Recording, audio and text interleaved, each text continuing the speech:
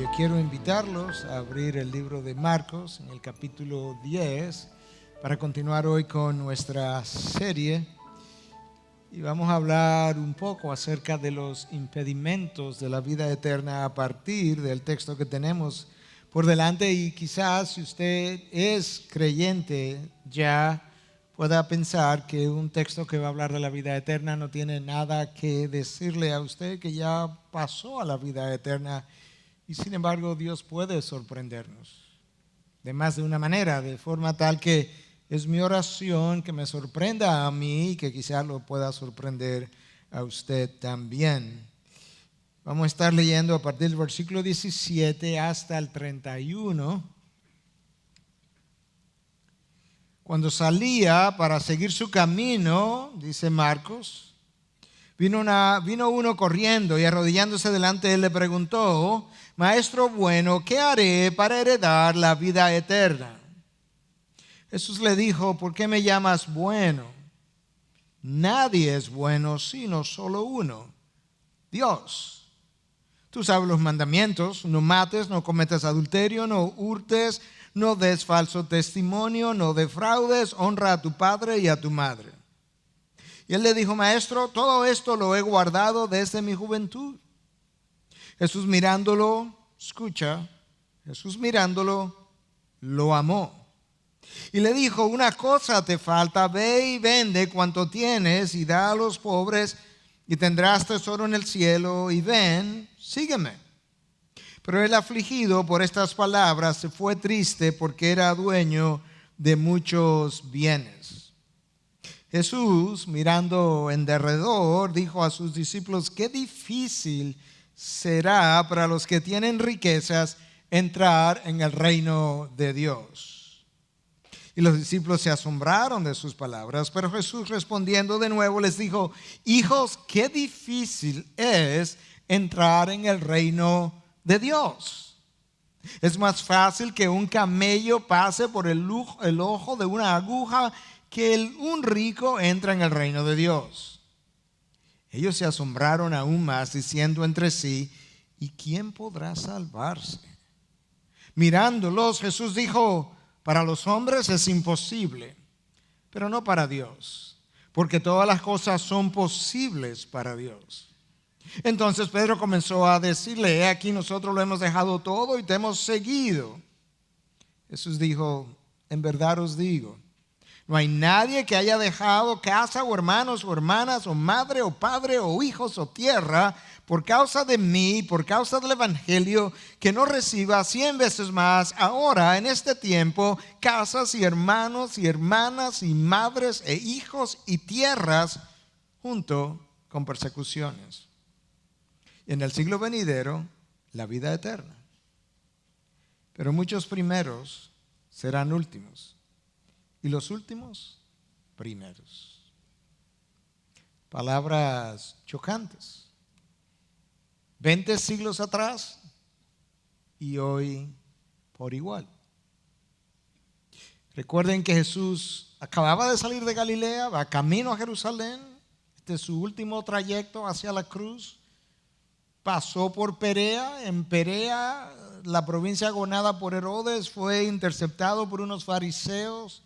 Ellos le preguntan acerca de cuán lícito era o no era el divorciarse de su mujer por cualquier causa. Él tiene ese intercambio. Hablamos de todo eso hace un par de semanas atrás. Y en el interín hay unos niños que se acercan a él, de los cuales nos hablan los versículos inmediatamente anteriores a este texto. Los discípulos tratan de impedirle su acercamiento a Jesús y Marcos nos dice que Jesús se indignó. De tal forma que asumimos que la actitud con la que los discípulos reprendieron a los niños dejó mucho que desear, que Jesús incluso se indigna y les pide que les permitan a los niños venir a Él. No se lo impidáis, porque de los que son como estos es el reino de Dios. En verdad os digo, el que no reciba el reino de Dios como un niño no entrará en él.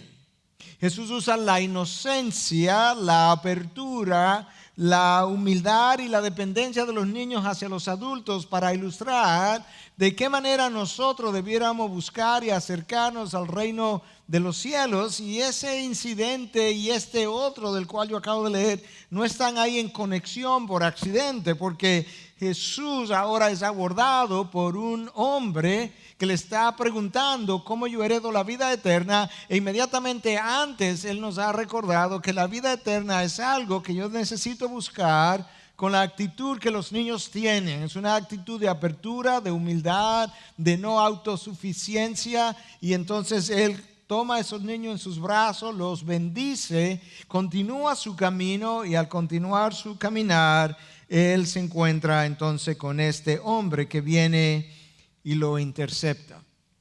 Pero yo quería pausar un momento para ver rápidamente algo extraordinario de la personalidad de Jesús, y es su magnetismo.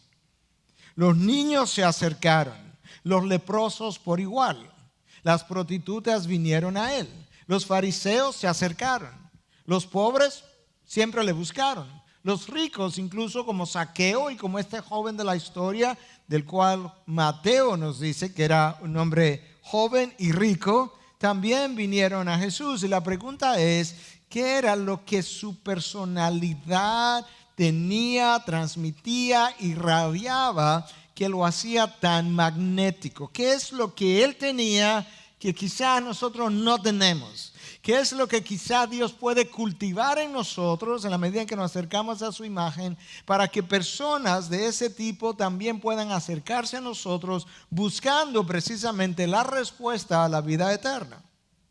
Y yo me imagino que hay diferentes cosas que pudiéramos decir acerca de el magnetismo de la personalidad de Jesús, pero creo que entre otras cosas es que Jesús no intimidaba a la gente con su apariencia, como dirían en inglés, con su demeanor, como Él lucía. Y yo creo que muchas veces la gente no se nos acerca porque de alguna u otra manera nosotros lucimos intimidantes para ellos.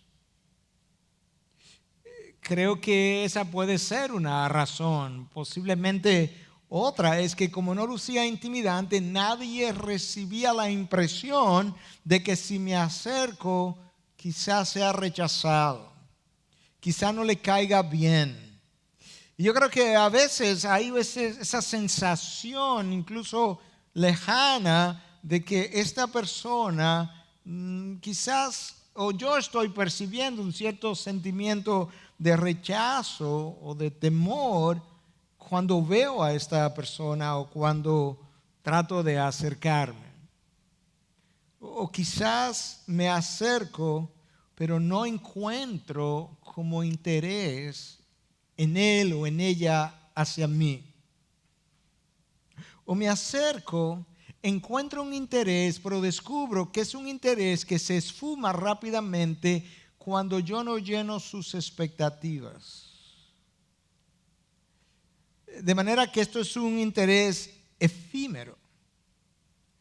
O quizás me acerco porque su personalidad es magnética, pero luego descubro al acercarme que el carácter detrás de la personalidad no se corresponden y necesito alejarme, o es la persona, uno de nosotros, la que se aleja después de conocerme porque pensaba que yo era otra cosa.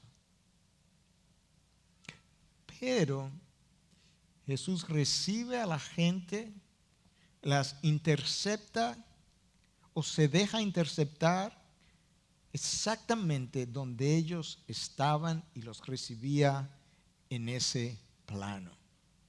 E interactuaba con ellos a su nivel. Y trabajaba con ellos a su nivel. Aquí vienen los niños, vienen abiertos, Él los recibe, Él los carga. Pero cuando Él termina de bendecirlos, viene un hombre que Marcos identifica como uno. Lucas dice que era un hombre prominente. Y Mateo dice que era un hombre joven y rico. De manera que ahora tú tienes a un joven rico y prominente, que dice el texto que leímos que vino corriendo a Jesús, ahí está su magnetismo otra vez, y le está preguntando acerca de algo de lo cual él acaba de hablar con los niños, que tiene que ver con el reino de los cielos y cómo entrar. Y este joven se tira de rodillas, dice Marcos, lo cual es algo extraño. En el contexto hebreo, tú no te arrodillas delante de cualquier persona. Usualmente era una posición reservada quizás para Dios. De hecho, en el libro de Apocalipsis, Juan se arrodilla delante de un ángel que se le aparece a darle revelación, y el ángel lo manda a parar y le dice, no, adora a Dios solamente. Ellos tenían esa idea que era algo relacionado con Dios lo que merecía el estar de rodillas, pero este hombre viene en público, a pesar de su juventud, a pesar de su riqueza, a pesar de su prominencia, en público se arrodilla y comienza a interactuar con Jesús y comienza a preguntarle y le dice, maestro bueno. No sabemos qué lo hizo venir corriendo, no sabemos qué lo hizo arrodillar, pero quizás fue una crisis. Porque no hay nada como las crisis para doblarnos las rodillas. Muchas veces nosotros pudiéramos pasar semanas o meses sin físicamente o espiritualmente doblar nuestras rodillas delante de Dios hasta que una crisis nos viene encima y de repente nadie nos puede parar de las rodillas. Y este hombre viene corriendo. Yo creo que el mismo hecho del venir corriendo implica que él está quizá en cierto apuro. Pienso, me imagino, se tira de rodillas. Me imagino a alguien que viene rápido y de repente se arrodilla y le dice, maestro bueno, ¿qué yo tengo que hacer para heredar o obtener la vida eterna? Yo no creo que cuando él le llamó maestro bueno era una lisonja. Yo creo que él ciertamente había reconocido algo en Jesús y por eso está de rodillas delante de él, de manera que él primero le saluda y luego le pregunta, maestro bueno, ¿qué haré? La pregunta revela un entendimiento que este hombre tenía acerca de cómo obtener la vida eterna. Él piensa que es algo que tú tienes que hacer. Y yo no estoy seguro si la tengo, pero yo la quiero. Dime qué es lo que yo necesito hacer. Es algo que me voy a ganar. Y Jesús comienza a hablar con él a través de preguntas, tratando de penetrar la cosmovisión de este hombre y de crear pequeños agujeros en la manera como él piensa para llevarlo a donde Jesús quiere que él llegue. Jesús le dice, ¿por qué me llamas bueno? Nadie es bueno, sino solo uno, Dios. Descubrimiento número 1 para este hombre, no hay nadie bueno. Eso es exactamente lo que el apóstol Pablo revela también en Romanos 3, a partir del versículo 10, no hay nadie justo, no hay ni siquiera uno, no hay nadie bueno, no hay ni siquiera nadie que haga lo bueno. Todos se han desviado a uno, citando al profeta Isaías. Y Cristo le está diciendo ahora, entiendes que solo Dios es bueno. Con esto Jesús no estaba diciendo que él no era bueno. Él estaba tratando de ayudar a este hombre a entender que si solamente Dios es bueno y tú me llamas bueno, tú tienes que acercarte a mí como Dios. Y si no me vas a reconocer como Dios, entonces no me llames bueno, porque nadie es bueno. Tú estás descubriendo algo ahora que tú no conocías. Jesús está preparando el terreno para llevar a este hombre al descubrimiento de que la vida eterna no es algo que yo puedo ganarme a través de algo que yo haga, porque nadie es tan bueno como para hacer obras tan meritorias que me merezcan la vida eterna. Pero como un buen maestro que Jesús es, insuperable, él sigue creando estos agujeros en la cosmovisión de este hombre y le dice, ¿sabes qué? Tú conoces los mandamientos, tú sabes los mandamientos. No mates, mandamiento número 6. No cometas adulterio, mandamiento número 7. Los números los estoy agregando yo para ilustrar lo que Cristo estaba haciendo. No hurtes, mandamiento número 8. No des falso testimonio, no defraudes, mandamiento número 9. Honra a tu padre y a tu madre, mandamiento número 5.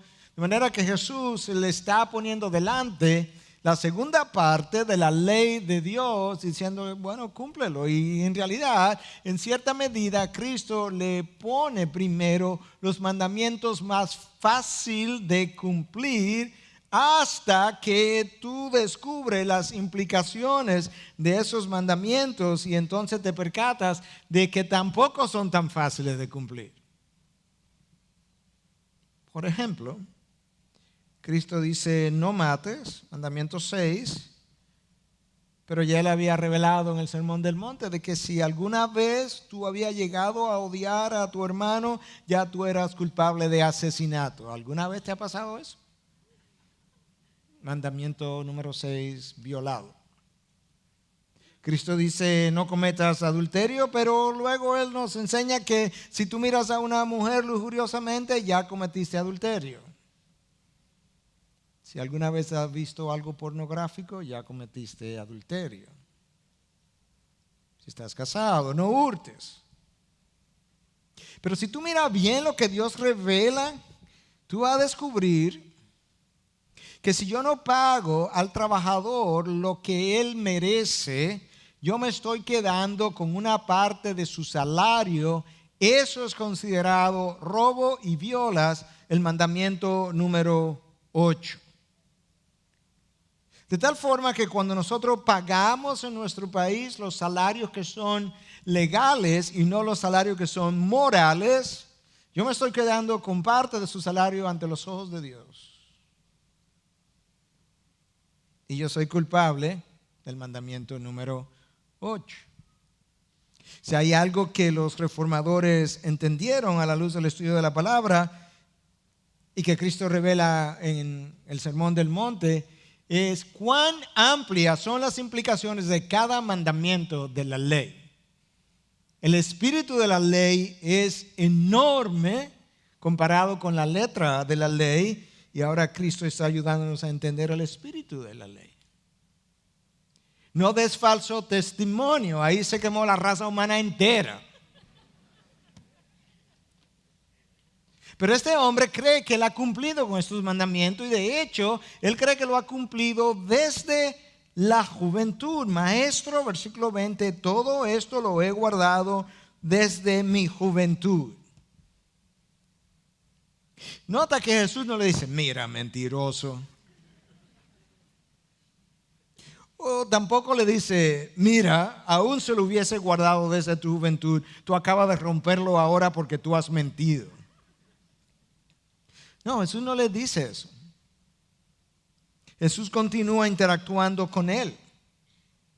Pero lo que esta entrevista, por así decirlo, está revelando es algo que es tan propio del corazón del hombre.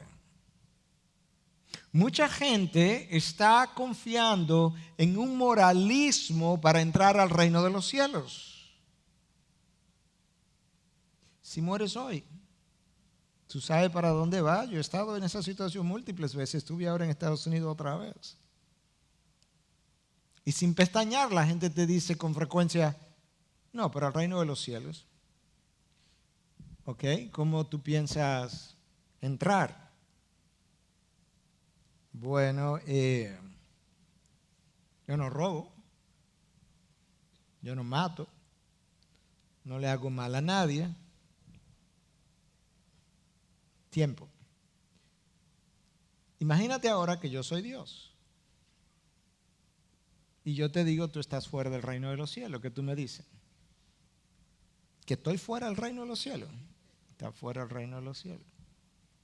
O imagínate que yo soy tu amigo y yo necesito saber cómo entrar. Explícame cómo yo entro. Bueno, pastor, ahora sí me la puso difícil. No, porque ¿cómo tú llegas de aquí a allí? Le doy una dirección que ellos sepan o una ciudad y ellos me explican. Bueno, ¿tú sabes por qué? Porque tú has ido ahora. Bueno, pues si tú piensas entrar al reino de los cielos, explícame cómo yo puedo llegar. De la misma manera que tú piensas entrar, yo puedo entrar, explícame. Y frecuentemente estaban confiando en cumplimiento de la ley. Hermanos, la realidad es que todos nosotros nos creemos mejores de lo que somos. Y si usted no está de acuerdo, ahí está la evidencia. Y la realidad es que nosotros somos peores de lo que nosotros nos creemos. De hecho, nosotros somos peores de lo que el otro piensa que yo soy.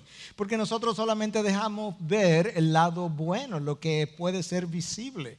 Lo que nosotros sabemos que no se puede ver, nosotros no lo mostramos. Pero mucha gente está confiando en ese moralismo. Ahora, necesita entender que hay una diferencia entre moralidad y moralismo. Yo creo que hablé de eso unos miércoles atrás. El ismo es lo que nos crea el problema. Usted y yo quisiéramos una televisión con programación más moral, más de mayor moralidad, y quisiéramos una sociedad de mayor moralidad, y usted debiera ser una persona de moralidad. El problema es el moralismo, es el ismo que me crea el problema. El ser pragmático no es malo porque es algo que funciona y es algo eficiente, pero el pragmatismo como filosofía de vida es un problema. De la misma manera, el moralismo como filosofía de vida es lo que crea el problema. Es la creencia o corriente filosófica que piensa que el hombre es fundamentalmente bueno, y como es fundamentalmente bueno, si cree en un Dios, piensa que ese Dios, cuando Él llegue a su presencia, en una balanza va a poner las obras buenas y las obras malas, y que como ese hombre es fundamentalmente bueno, las obras buenas siempre van a pesar más que las obras malas. El problema es que cuando Él llegue delante de ese Dios y le comiencen a poner las obras malas de un lado, del lado donde van las obras buenas no aparece nada. Pero este hombre piensa que Él ha cumplido. Ahora, estando él tan errado como estaba y sabiendo Jesús lo que iba a pasar al final de la conversación, donde él se iba a ir, él iba a dar la espalda, a mí me sorprende, he leído este pasaje múltiples veces, siempre me ha sorprendido, me sorprendió esta semana y me sorprendió en el primer culto. No puedo decir que lo hizo ahora otra vez porque ya me pasó hace poco tiempo atrás, en esta mañana, pero volvió a sorprenderme la frase de Jesús en el versículo 21. Jesús mirándolo, él está de rodilla, Jesús mirándolo, lo amó. Wow. Amó a quien está a punto de rechazarle y abandonarle. Cuán diferente a como nosotros amamos. Nosotros tendemos a amar a quienes nos aman. Nosotros tendemos a amar a quienes le caemos bien y nos dicen con otras palabras que le caemos bien. Nosotros tendemos a alejarnos de aquellos que nosotros creemos que nos rechazan. Jesús se queda en el mismo lugar, les ama, ellos le rechazan y Él sigue en el mismo lugar. Ellos se alejan. Ahí hay un modelo a seguir. Ahí hay un modelo a imitar. Jesús le amó, y yo creo que le amó, y como le amó, sintió el dolor de lo que este hombre estaba a punto de perder. C.S. Lewis lo ilustra muy bien, y creo que en algunas ocasiones yo he usado esta ilustración en IBI, pero Lewis dice que si mi esposa se va y me deja, a mí me duele porque yo acabo de perder algo.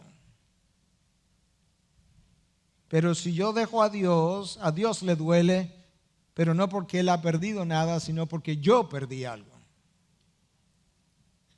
Y yo creo que Jesús está sintiendo amor y quizás dolor por este hombre, por lo que él está a punto de perder.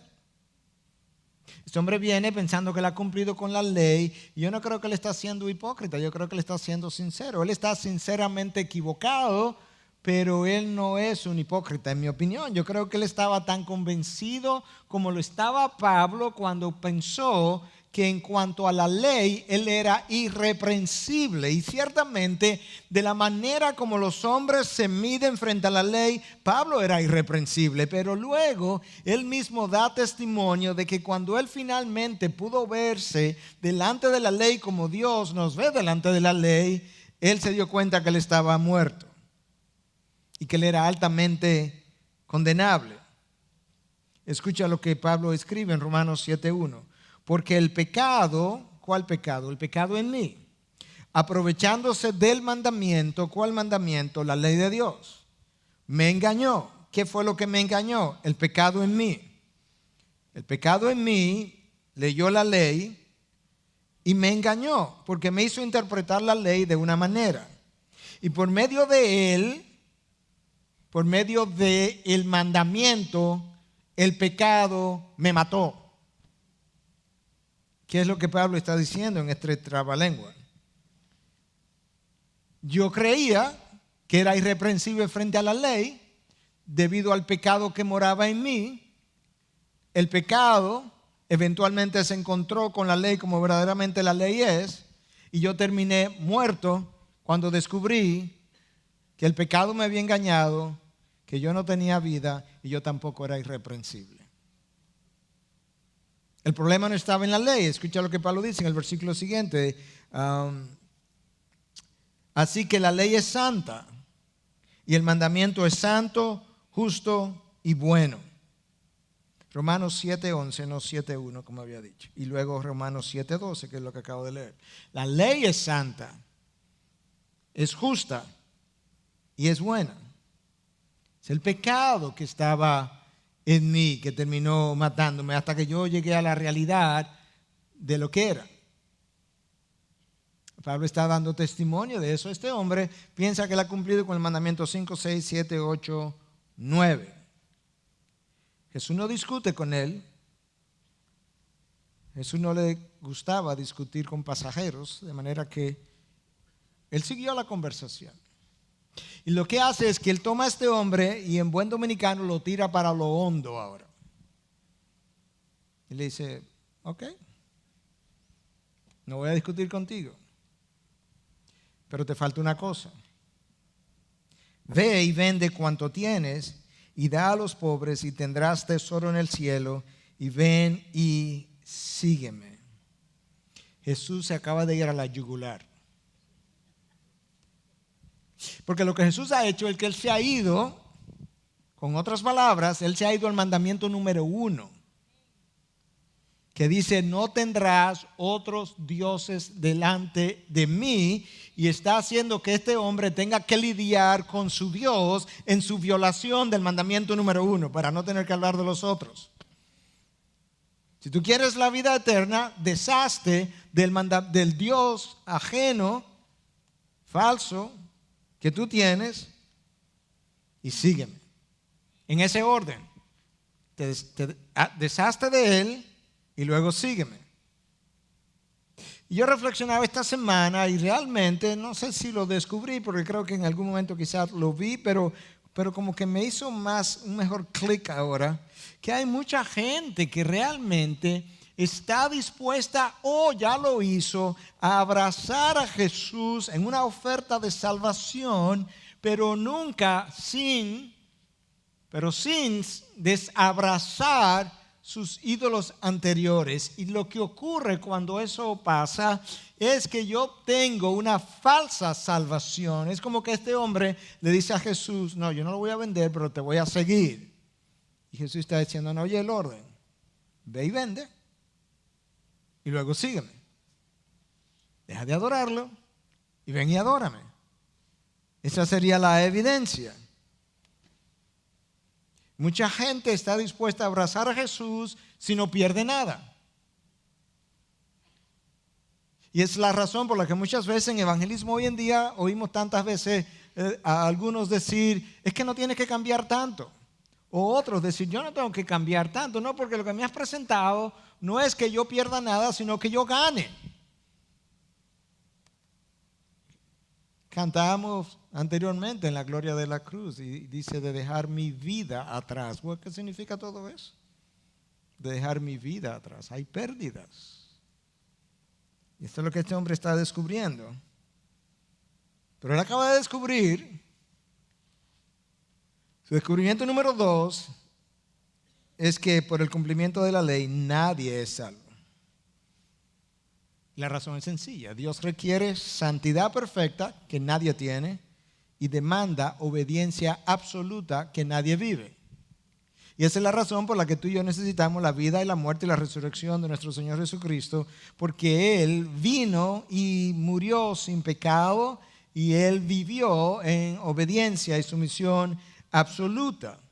Y ahora a través del Evangelio, por eso Cristo dice, no hay nadie que haya dejado esto y aquello por causa de mí y del Evangelio. A través del Evangelio tú puedes encontrar el camino, la entrada de la vida eterna. El Evangelio es el documento que me envía a la vida eterna. Y si puedes seguir con la ilustración, la ley es el documento que me envía a la condenación, pero no porque la ley es mala, la ley es buena, es santa, la ley es perfecta. De hecho, la ley es la reflexión del carácter moralmente perfecto de Dios. La ley, como decían los reformadores, es lo que me muestra aquello que complace a Dios, y complace a Dios que yo no tenga ningún otro Dios delante de Él. Complace a Dios que yo no mientas, complace a Dios que yo no cometa adulterio, complace a Dios que yo no robe, complace a Dios, complace a Dios, complace a Dios. La dificultad no está en la ley, la dificultad está en el hecho de que yo crea que pueda cumplir la ley para obtener salvación.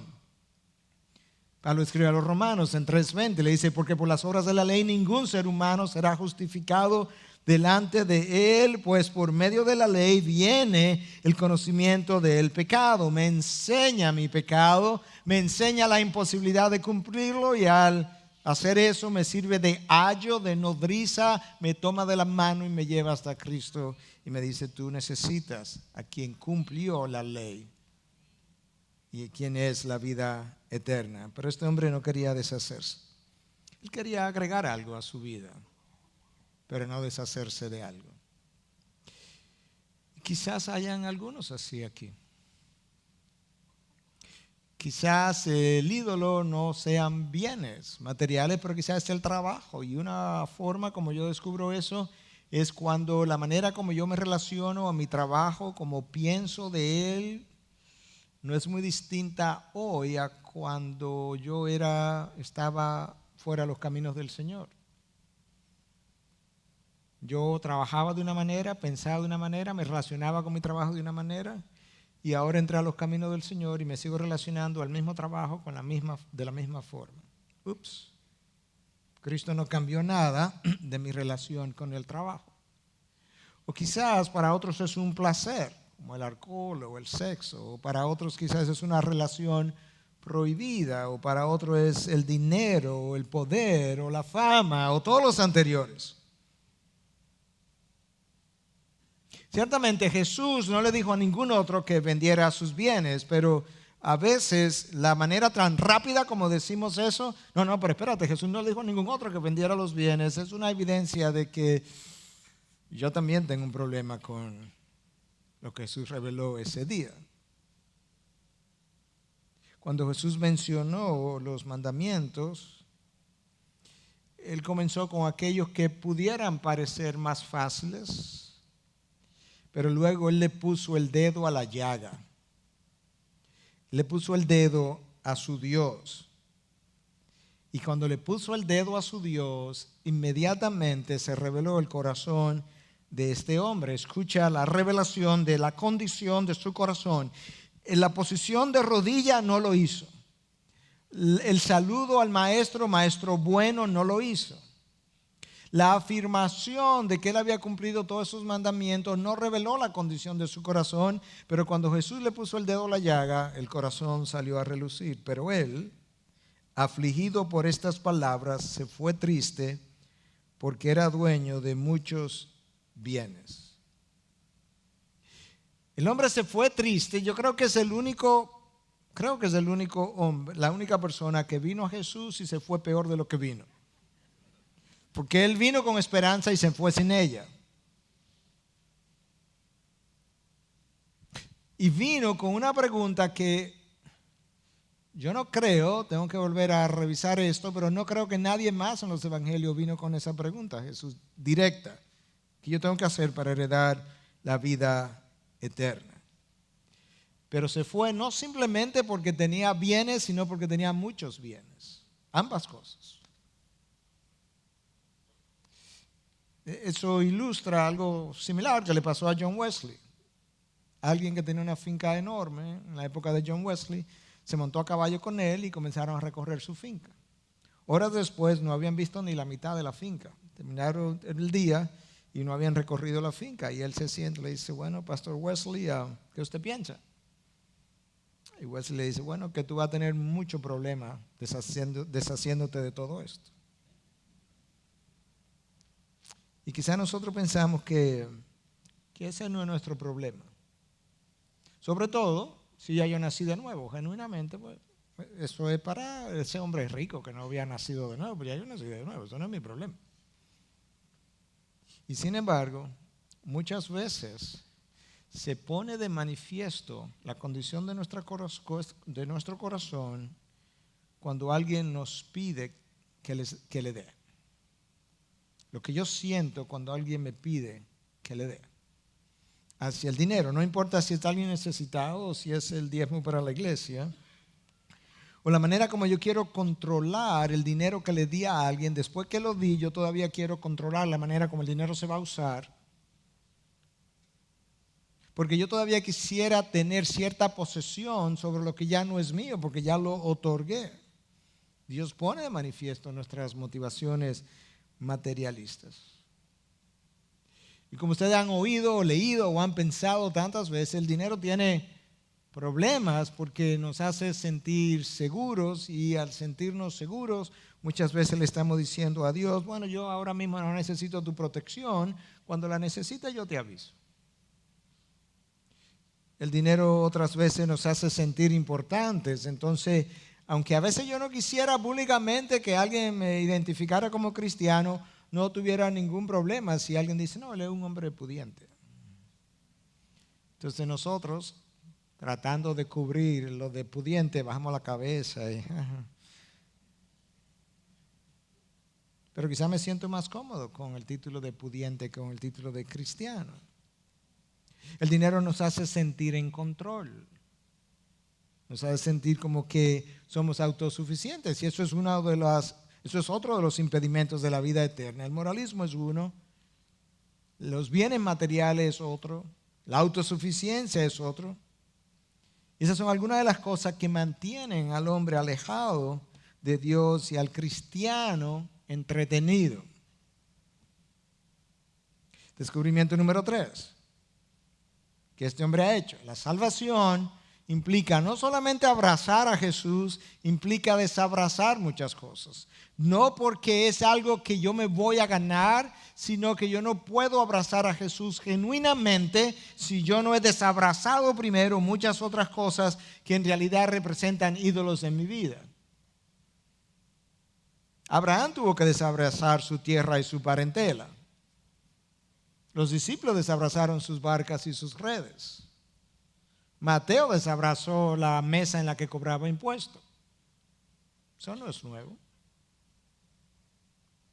Y Jesús, conociendo entonces la realidad de lo que los discípulos estaban pensando en su corazón, dice que mirando en derredor, dijo a sus discípulos, escucha esto, qué difícil será para los que tienen riquezas entrar en el reino de Dios. Yo me imagino a los discípulos con los ojos abiertos, mirándose uno a otro. Y los discípulos se asombraron de sus palabras.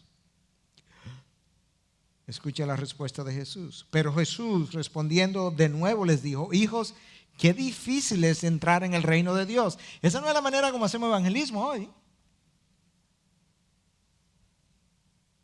Pastor, pero espérese, no le diga eso a la gente, porque entonces usted va a ahuyentar a la gente. Que es difícil entrar al reino de Dios. Cristo lo enfatiza aquí. Y entonces, luego que lo enfatiza, 2 veces dice lo mismo. Versículo 23, qué difícil será para los que tienen riqueza entrar al reino de Dios. Versículo 24. Hijos, qué difícil es entrar en el reino de Dios.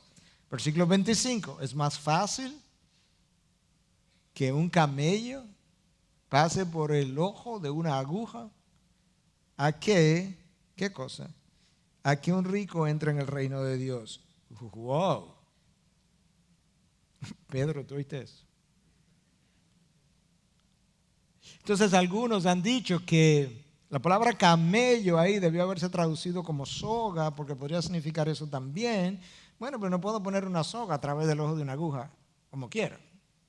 Otros han dicho, bueno, lo que pasa es que en Jerusalén había una puerta que se llamaba el ojo de la aguja, y esa era una puerta estrecha, entonces cuando los camellos venían y venían cargados, no podían pasar, y había que quitarle la carga a los camellos, y había que arrodillarlo, y entonces como medio empujarlo para ayudarlo a pasar, y eso implica que cuando venimos a los pies de Cristo, nosotros también tenemos carga arriba, y tenemos que quitarnos todas esas cargas para entonces pasar, y es una ilustración fantástica, pero no hay evidencia de que esa puerta existía.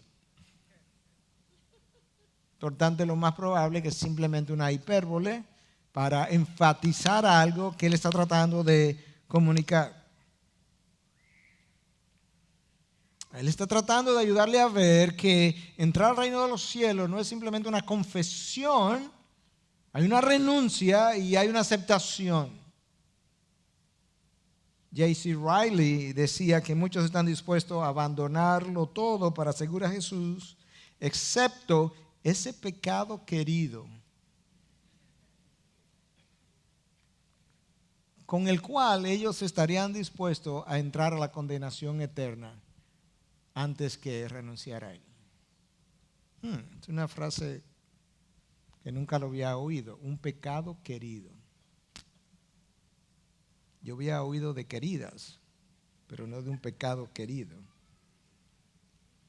Las riquezas en sí no son condenatorias. Abraham fue un hombre rico, Job fue un hombre rico, de acuerdo a la misma palabra. David fue un hombre rico. En el Nuevo Testamento, José de Arimatea un hombre rico, fue quien prestó la tumba para que enterraran a Jesús. Y Lidia, la vendedora de púrpura, fue una mujer rica. Y Zaqueo, un hombre rico, vino a los pies de Jesús, buscando a Jesús también. Pero nosotros tenemos que admitir que el dinero tiene un poder seductor y por eso atrae a tantas personas. Y el dinero no solamente tiene un poder seductor, tiene un poder embriagador, porque mientras más tengo, más quiero. Y no solamente tiene un poder seductor y un poder embriagador, tiene un poder engañador, porque raramente tú escuchas a alguien que venga a consejería y tú le preguntas, ¿en qué te puedo ayudar? Bueno, pastor, yo estoy aquí porque yo tengo un problema con el dinero. Yo creo que eso es raro. Usualmente la respuesta es cuando uno trata de puntualizar, bueno, que tú tienes un problema con el dinero. No, pero tampoco es que yo soy así, ¿no? Si usted conociera a la gente que yo conozca, ahí usted diría entonces que en realidad mi problema no es tan mal como usted lo ve. El dinero no solamente tiene un poder engañador, tiene un poder divisivo. Y si usted no me cree, espere a que se muera la próxima persona y que deje una herencia. Tiene un poder divisivo, divide las relaciones. Tiene un poder posesivo, posee nuestras personalidades y las vuelve materialistas. Y todo lo ve en función de dinero y todo lo calcula y todo lo mide, cuánto deja, cuánto gana, cuánto pierdo. El dinero posee nuestras emociones, las vuelve materialistas, cambia nuestras personalidades, cambia nuestras relaciones y posee nuestras relaciones y las vuelve selectivas. A veces queriendo selectivamente relacionarme con aquellos que tienen mucho, o cuando yo no tengo, queriendo entonces relacionarme con aquellos que no tienen, reconociendo que como quiera yo tengo un problema con el dinero. Porque si no lo tuviera y no tengo nada, me pudiera relacionar con los que tienen mucho y con los que tienen poco. Porque no tengo problema, el dinero no tiene influencia sobre mí. Eso yo lo aprendí de Richard Foster en su libro Dinero, Sexo y Poder, pero del año 95, cuando leía sus libros. El dinero posee nuestro corazón. volviéndolo insensible a la necesidad del otro. Somos prontos para resolver o para llenar nuestros deseos, lentos para acudir a la necesidad del otro. Y la relación, rápido para llenar nuestros deseos, simples deseos, pero sumamente lento para llenar la necesidad del otro. Y todo eso es revelador de un corazón todavía materialista, influenciado ampliamente por el dinero y que no revela el corazón de Dios. Los discípulos están oyendo todo esto que Jesús está enseñando y el versículo 26 dice que ellos se asombraron aún más. Cuando oyeron lo del camello, se asombraron aún más, diciendo entre sí, ¿y quién podrá salvarse? Esa pregunta entre los discípulos fue reveladora. Los discípulos están oyendo acerca del dinero y lo difícil que es para los que tienen dinero, pero ellos no tienen nada y están preocupados. Si el maestro hubiera dicho, qué difícil es para los leprosos entrar al reino de los cielos, a ellos no les hubiera preocupado eso, porque ellos no tenían lepra. Si Jesús hubiera dicho, qué difícil es para los gentiles entrar al reino de los cielos, no les hubiera preocupado porque ellos no tenían sangre gentil. Pero cuando Jesús le pone el dedo a la llaga y habla de riquezas, no teniéndolas, ellos se preocuparon y dicen, bueno, ¿y quién podrá salvarse? Porque todo el mundo puede ser que no tenga, pero ¿y si yo llego a tener algo? Yo no quiero estar en esa condición. El poder de seducción y de atracción del dinero. Es un poder que el dinero ejerce sobre todo el mundo, no importa si tú tienes o no tienes.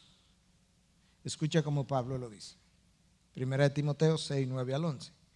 Pero los que quieren enriquecerse, o sea que esos no tienen dinero, porque quieren enriquecerse, caen en tentación y lazo y en muchos deseos necios y dañosos que hunden a los hombres en la ruina y en la perdición. Porque la raíz de todos los males es el amor al dinero, por el cual codiciándolo algunos se extraviaron de la fe y se torturaron con muchos dolores. No lo tengo, pero quiero enriquecerme y muchos cayeron en tentación y lazo. Otros lo adquirieron y se traspasaron con muchos dolores, pero algunos piensan, sí es verdad, tengo muchos dolores, pero yo lo aguanto.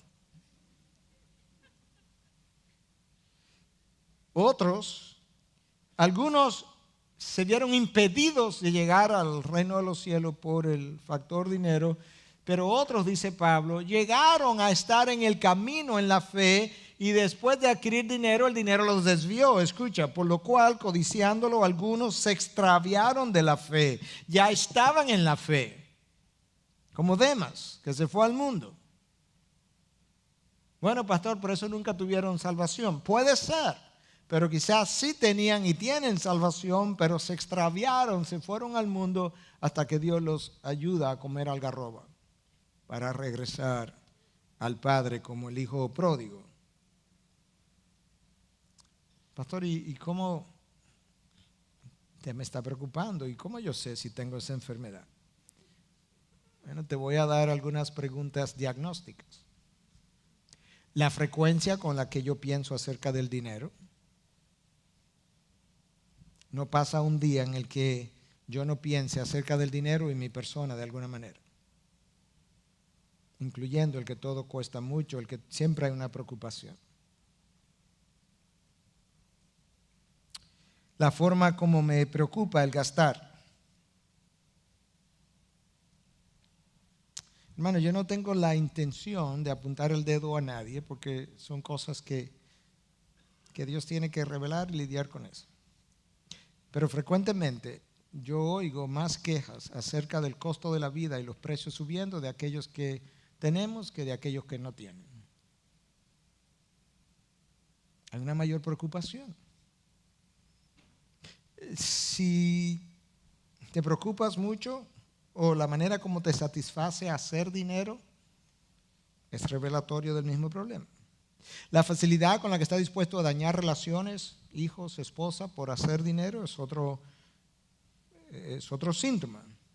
La manera como te refieres en público al dinero, como lo cataloga, como la forma como hablas de él, con la honra y el respeto que habla de él. Si alguna vez te has encontrado diciendo, no, que al dinero hay que tenerle respeto. ¿Usted no ha oído esa frase, que al dinero hay que tener respeto? Richard Foster dice en su libro que el dinero hay que profanarlo, no respetarlo, profanarlo. Y que la mejor manera de profanarlo es regalándolo. Eso es lo que Cristo está tratando de que este hombre haga. La insensibilidad hacia los que no tienen, no te preocupa, no le pregunta. A veces no preguntamos para no enterarnos porque así no tengo que dar, así no me tengo que sentir culpable. Tu deseo de siempre ser legal y pagar lo legal y no lo moral. Dios no está interesado en las leyes injustas de los hombres. Dios está interesado en la ley moral de Dios. Por eso Dios llama a las riquezas de este mundo riquezas injustas, porque son hechas de manera y a través de leyes injustas que pagan lo que no deben. Tu deseo de seguir aumentando tus arcas, las veces con las que te compara con aquellos que tienen más que tú, deseando llegar allí, todo eso son señales de que tengo un problema con el dinero. Los discípulos dicen, ¿quién podrá salvarse entonces? Jesús mirándolo dijo, versículo 27, para los hombres es imposible, pero no para Dios, porque todas las cosas son posibles para Dios. Bueno, por lo menos Dios puede hacer lo imposible posible. Sí, claro, lo ha hecho. En la Biblia misma están los ejemplos. Ahora, Pedro está escuchando y Pedro está sacando cuentas. Y Pedro dice, bueno, aquí vino este hombre joven preguntando por la vida eterna. Cristo le dice que venda todo lo que tiene y lo dé a los pobres. Y él no lo hizo, se fue triste y le dio la espalda. Pedro está pensando, nosotros dejamos las barcas y nosotros dejamos las redes y nosotros incluso hemos dejado como la familia que ya como somos judíos nos han rechazado. Entonces Pedro, versículo 28, comenzó a decirle, he aquí nosotros lo hemos dejado todo y te hemos seguido. Sí, pero Marcos es el secretario de Pedro, se piensa, que Marcos escribió por instrucción de Pedro y no sabemos por qué algunas cosas Marcos la dejó fuera. No queremos acusar a Marcos ni a Pedro, pero Mateo escribe de lo mismo y escucha lo que Mateo dice en 19:27. Entonces respondiendo Pedro le dijo, he aquí nosotros lo hemos dejado todo y te hemos seguido. ¿Qué pues recibiremos, Jesús? En el inglés dicen, what's in it for me? En español decimos, ¿y cuánto es lo mío? ¿Y cuál es mi ganancia aquí? Si lo hemos dejado todo.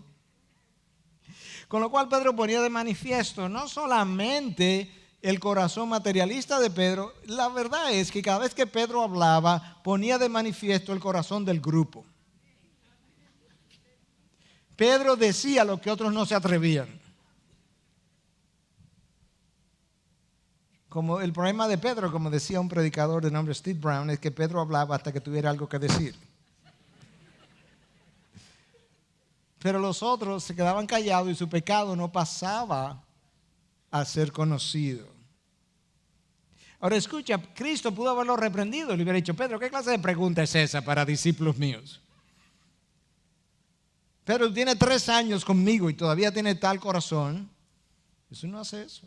Habrá otro momento para reprenderlo de esa manera. En este momento Jesús está interesado en que Pedro, los discípulos y nosotros entendamos algo fundamental, y es que seguir a Cristo tiene sus recompensas y grandes.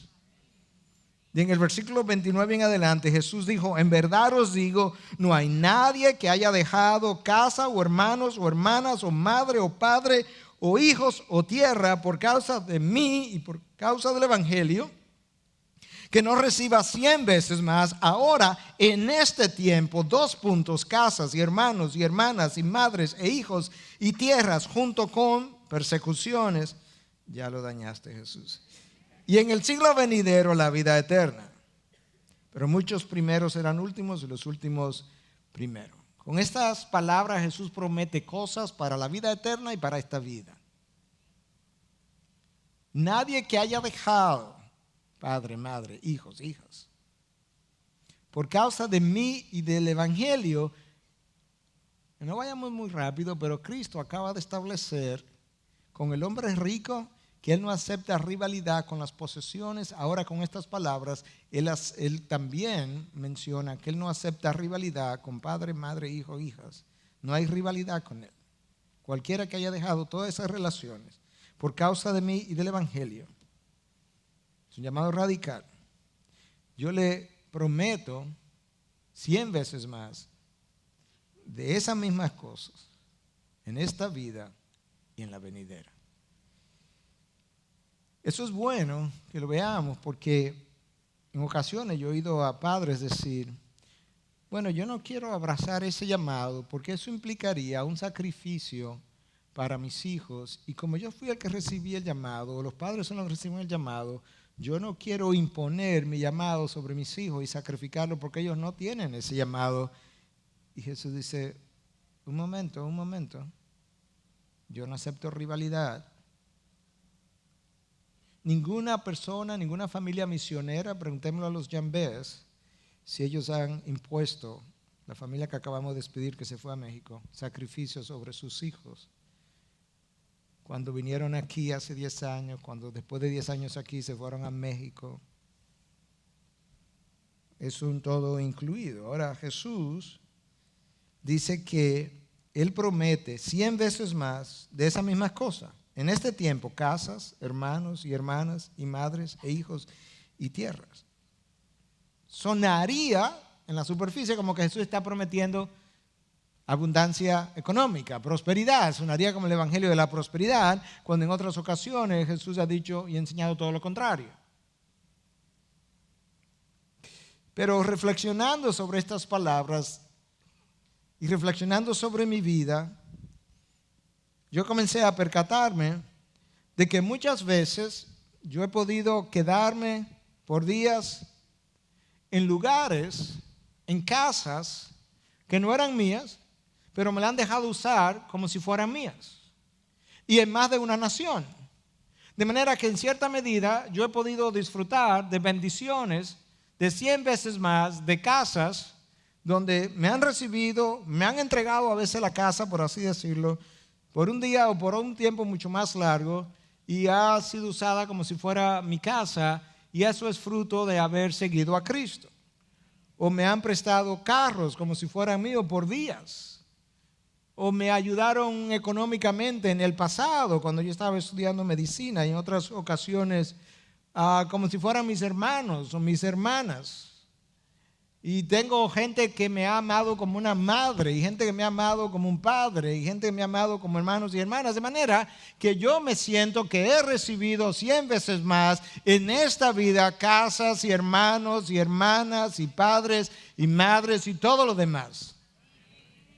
Pero estamos demasiado acostumbrados a simplemente considerar bendiciones aquello que es mío y yo poseo, y no ver como bendiciones cosas que Dios a través de sus hijos nos presta, nos facilita por un tiempo y nos las deja usar como si fueran nuestras en esta vida. Y luego en la venidera, la vida eterna. Ahora mismo en nuestro viaje a Cuba, los hoteles están llenos, y la primera noche o primera y segunda noche, no recuerdo bien, pero no había dónde quedarnos. Inmediatamente apareció una casa de un hermano que nos va a permitir quedar. Y ellos se van a salir de la casa sin necesidad, pero así lo van a hacer. De manera que yo y a Andrés, que me acompaña en esta ocasión, estaremos ahí como si fuera nuestra la casa. Vivo aquí, pero tengo una casa en Cuba por un par de días. Ahora, junto con eso, el Señor quiere ser realista y le pone una coma y dice, y conjunto con esto, persecuciones. Pastor, ¿y por qué el Señor puso ahí, junto con las bendiciones, las persecuciones? Porque ellas son parte de las bendiciones. Pablo dice que es un privilegio sufrir por amor a Cristo. Son parte de esas bendiciones. cuando muchos son favorecidos con esas otras bendiciones, otros también son bendecidos con las persecuciones. Y aparte de eso, es un todo incluido, como en los resorts. Usted no va al resort y le dice, yo quisiera pagar por las camas porque yo casi no como. El resort le dice, usted puede venir a ayunar si quiere, pero el precio es el mismo. Cristo dice, el llamado a seguirme es un todo incluido. Descubrimiento número 4 y final, el seguir a Jesús está repleto de bendiciones en esta vida y en las venideras que muchas veces no vemos como tal porque estamos demasiado acostumbrados a ver como bendiciones solamente aquellas que nos pertenecen y no todas aquellas cosas que Dios pone a nuestra disposición para nuestro disfrute y nuestro gozo. A lo largo de los años y a lo largo de naciones distintas.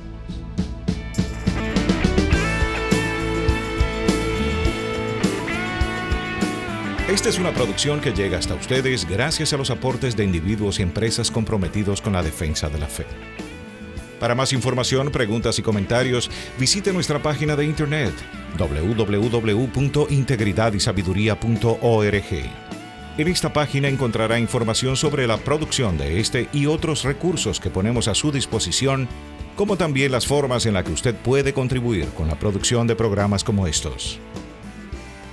Les invitamos nuevamente a visitar nuestra página de internet www.integridadisabiduría.org. Será hasta la próxima, cuando nos reencontremos en su palabra.